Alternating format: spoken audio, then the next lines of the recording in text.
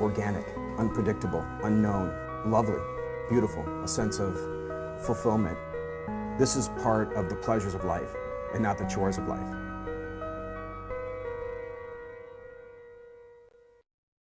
Tonight on Daily Iowan TV. Big names in Iowa, the latest in the Iowa U.S. Senate race. And the steps you should be taking to protect your car.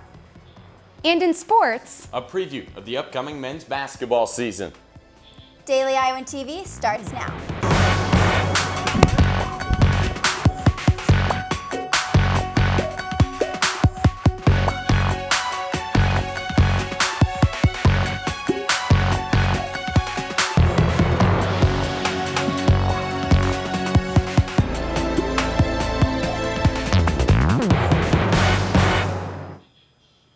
Good evening and thanks for joining us. I'm Mary Caldwell. And I'm Michelle Nago. 6 days out from Election Day, and a new Quinnipiac poll shows Republican Joni Ernst pulling away from Democrat Bruce Braley in the U.S. Senate race for Iowa. Ernst leads Braley among no-party voters 50 to 41%. In the early vote race, Braley led Ernst 57% to 36%. Hillary Clinton visited Cedar Rapids today to champion for Bruce Braley. Daily Iowan TV's Anna Theodosis has a recap of the event. Secretary Hillary Clinton joined Democratic Senate hopeful Bruce Braley at a grassroots event in Cedar Rapids today. They spoke about the importance of voting in the upcoming election as well as Braley's plans for the future if elected to the United States Senate. We're here because we've got a lot of hard work to do, and this is all about getting out the vote in Lynn County and all 99 counties in Iowa, and we need your help to do that. It is truly 6 days of work for 6 years of service. Both Braley and Clinton also said Republican Senate hopeful Joni Ernst has been running from the tough questions. You have a lot to be proud of in this state. You test your candidates. You actually force them to be the best they can be. I understand that. And they have to be willing to answer the tough questions, which Bruce has been willing to do and his opponent has not. I've been pondering this question all week, and apparently so have a number of newspaper editorial boards. What is Joni Ernst trying to hide? She's trying to hide that she's not on your side. Ernst told CNN yesterday it didn't make sense to attend an editorial meeting with the Des Moines Register because she knew they were going to endorse her opponent. Other than talking about answering tough questions, both Clinton and Braley discussed women's issues, college tuition, and the economy. Reporting in Cedar Rapids, Anna Theodosis, Daily Iowan TV. Clinton and Braley ended their afternoon in Iowa City at the Hamburg Inn to shake some hands with some people and chat over pie shakes. And Mary, it seems like a lot of politicians are coming to Iowa City right before Election Day. Yeah, actually, Michelle, I saw Senator John McCain speak in Coralville today at American Legion. Senator McCain made an appearance this morning to endorse U.S. Senate hopeful Joni Ernst. McCain and Ernst both spoke about foreign policy issues, Veterans Affairs issues, and most importantly, voter turnout. Yes, we want to go one more. Let's make sure we get out the vote next Tuesday. We've got to get the vote out. This is a close race, and it's probably going to come down to voter turnout. Although the crowd was predominantly older, some Iowa students came to see McCain speak. This is your country, and the only way you have a say is to get out and vote. You have no right to complain if you can't get out and use your freedom to vote. This Coralville visit is all part of Ernst's, quote, Iowa Knows Best tour. The tour is Ernst's last-minute effort to get her name out to voters. McCain is joining her for the last few counties of the 99 she's visiting. This tour will end tomorrow. Still to come on Daily Iowan TV, you can keep your car safe from break-ins. And on Spotlight Wednesday, one UI student's passion is bringing award-winning film to the screen. Actually, Michelle, I was just thinking it was really cold outside today. Yes, it's definitely a lot colder from Monday, so let's take it over to Abby Meyer in the weather studio to see if we're gonna need a jacket for Halloween. Abby? Well, guys, it looks like you're going to need to bundle up for the next few days. Even though we had some unusually warm weather last week, it looks like October will be ending in typical temperatures. We will have a fresh push of cold air starting off tomorrow morning with temperatures in the mid-30s. By afternoon, it will warm up to about 50 degrees with a small chance of rain. And finishing off that day, we will have temperatures in the low 50s. Looking into the extended forecast, Halloween looks like a bone-chilling night with temperatures only reaching the mid-40s. The next few days for the forecast looks similar with chilly temperatures in the mid-40s, so be sure to grab some extra hot chocolate for the game on Saturday. But by Sunday, we should warm up into the 60s with a slight chance of rain. The beginning of the work week looks like usual November weather with temperatures in the low 50s, but we may see low temperatures almost hit freezing temps in the early mornings. So if you will be outside for the holiday weekend, be sure to bundle up because it looks like we will have some chilly weather ahead. So Michelle, Mary, I hope your costumes are warm. Thanks, Abby. But besides parking issues, students say they are facing even bigger problems with their cars in downtown Iowa City, break-ins. I talked to one student and police about this problem. Fear. That's what UI sophomore Anna Ho felt when she discovered items scattered about in her car parked on Prentice Street a few weeks ago. I was really scared.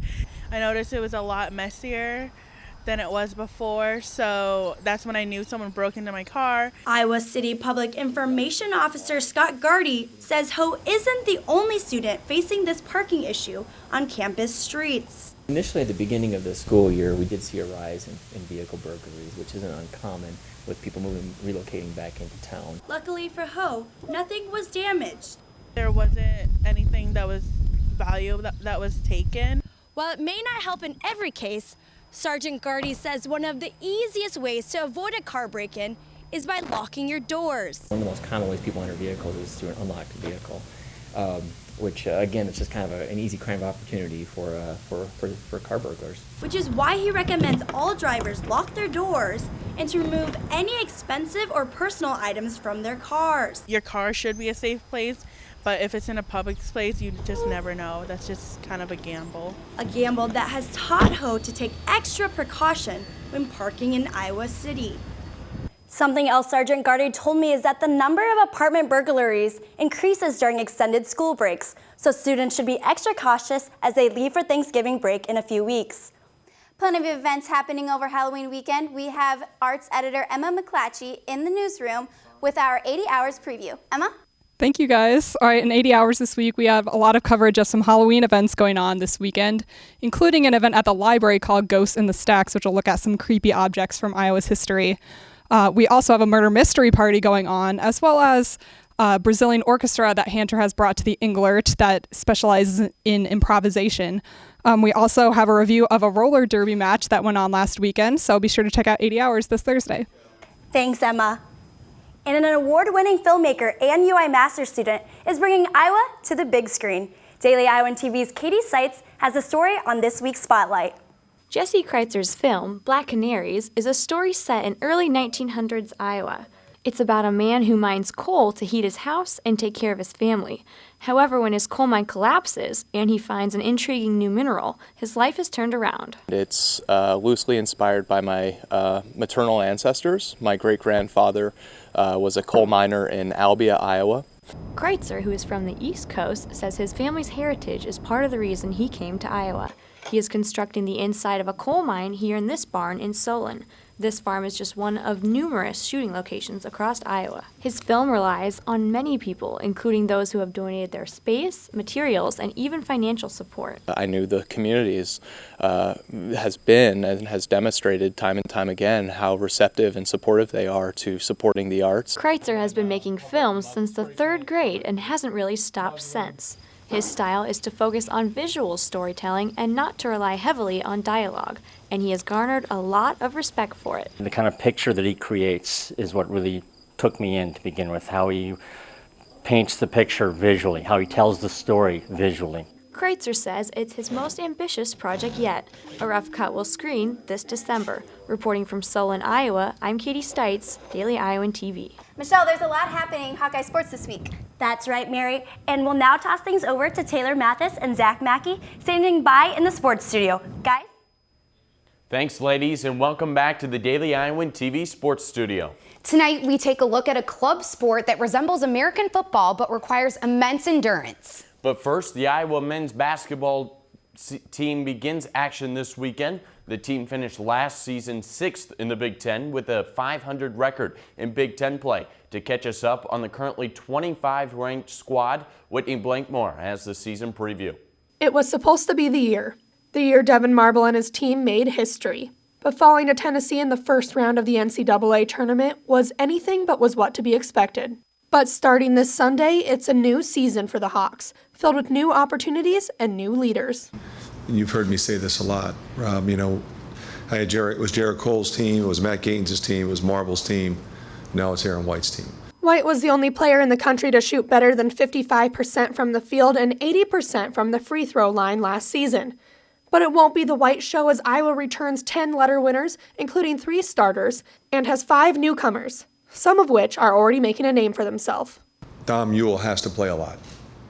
We lose Basavi, we lose McCabe. Who's that next forward in the game at that position? Obviously, you have Aaron White, Jared Uthoff. Okay, so I think Dom is the guy. While the freshmen may be excited to get the season going, it won't be an easy one, as Iowa has one of the most difficult non-conference schedules this year. And the exhibition game this Sunday won't be any different, as Northwood finished the season with a 26-7 record and captured the Sun Conference tournament title. I feel really good about where we are, but you don't ever develop any level of complacency, like, okay, we've arrived. You've never arrived.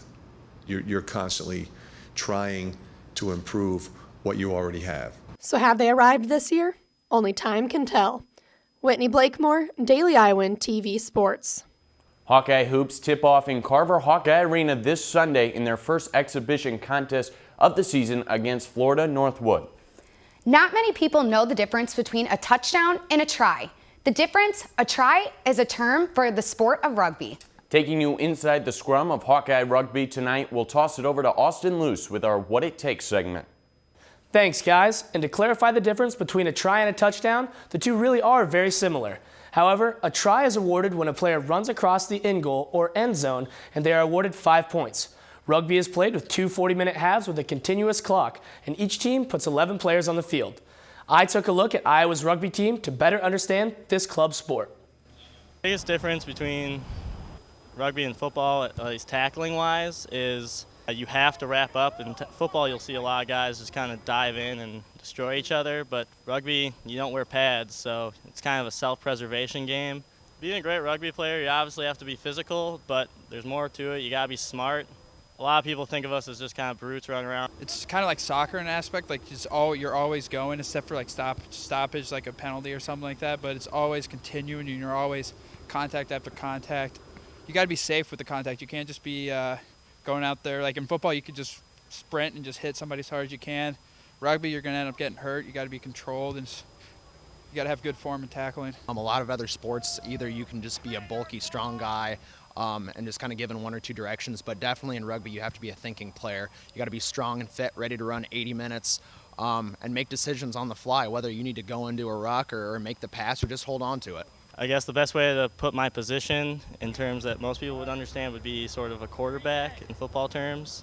I kind of just direct people, make sure they're in their positions and get the plays started. Run the ball hard, look for opportunities, and try to score as much as we can. I play hooker. Basically what that is in layman's sense is basically like the center. So what happens basically is a scrum half will put it in, and it's my job to try to get it in the scrum. We've always had good fitness here. We've always had good numbers, especially with the university. I mean, coming with a big campus, big number of students, you can always get good guys out here. Biggest thing is brotherhood, honestly. All these guys are definitely brothers to me. I'd do anything for them, and it's definitely a great pack to kind of be with and everything like that. As it stands now, fundamentals, endurance, and brotherhood have carried the Iowa rugby team to a 3-2 record after they beat Illinois last weekend. If Wisconsin were to beat Minnesota this Saturday, the Hawks could be seated as high as 3rd in the Big Ten rugby tournament that is coming up in mid-November in Columbus, Ohio. That's all I have. Back to you guys in the studio. Well, that'll wrap things up tonight here in the sports studio. Tomorrow, we get back to our Thursday football pregame show as the team looks to take on the Northwestern Wildcats this Saturday. Also on the program, tomorrow's Women Hawkeye Hoops host their media day. We'll hear from players and Coach Bluter about the upcoming season. But for now, Mary, Michelle, back to you at the desk.